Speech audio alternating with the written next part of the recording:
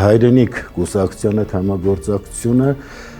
ինձ հետևողները, նրանք ովքեր իմ հրապարակային ելույթներին ծանոթ են, գիտեն, որ հայտարարել էի, որ կմիանամ այն ուժին, որը նոր ուժ է, կարող ուժ է եւ ամբողջ իր ծրագրերով, իր կարողություններով միտված է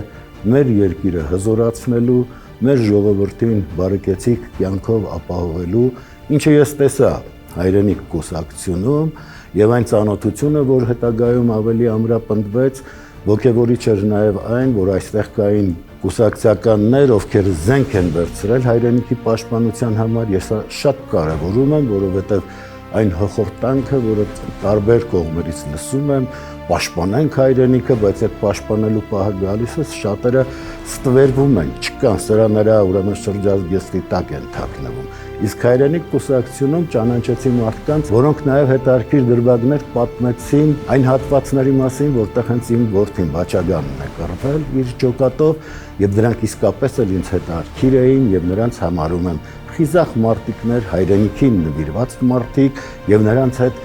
հաղթական ընթացք ունենալը հեշտ է։